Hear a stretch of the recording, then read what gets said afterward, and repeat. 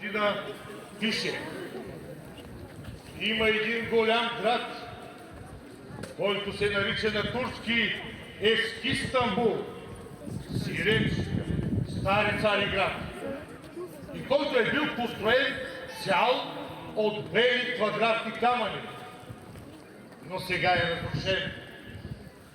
Нарича се по-славянски Преславен, сиреч Преславен град. Османлиите го разрушават всекидневно и взимат от тези квадратни камъни, за да строят свои къщи.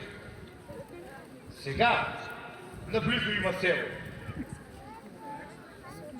През 1652 година Евлия Челеби, пътешественик от знатен турски произход, пътувайки от Силистра през Одрин към Цариград, през Чалакашкия проход, също нарича Ескистанбул Йолу Стари Цариградски път, или пътят през Преслав, и още Егернео Юлу Одрински път.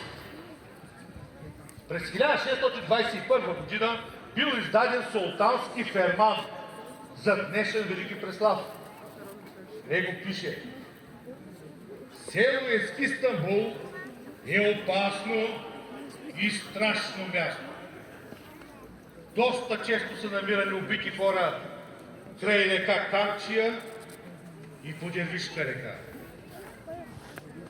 3 години по-късно бил издаден друг ферман от султана на Шуменския Каймакан със заповед Ескистанбул да бъде освободен от данъци, тъй като става дервенчийско селище, сиреч охранител, задължено да охранява Дервишкия проход, който има важно стратегическо значение и води към Герловото през Одрин за Цариград.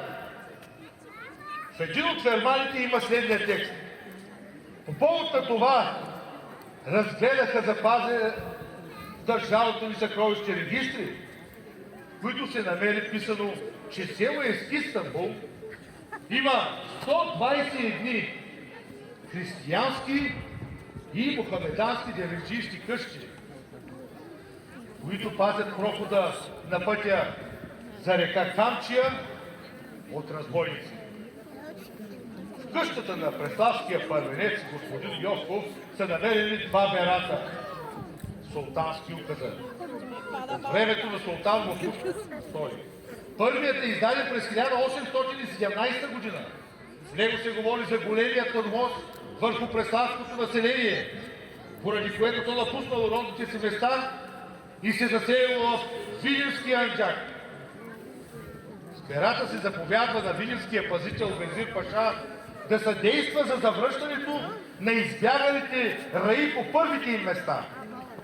На втория перат от 1827 година, отправен до Силистренския Везир Паша, се казва: като стигне до вас този висушаещ берат, знайте, че прочутия Янин Сализаде е подал прошение, в което се казва, че аяните от Шуменската каза искат данъци от Ескистанбул, сиреч Преслав, и с това стават причина за разорение на населението и за запустяване на дервента.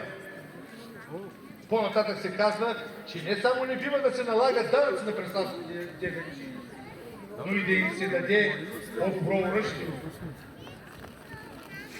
И така, десетилетие след десетилетие, столетие след столетие, преславени са били и дервенчи, и земеделци, и търговци, но най-са се били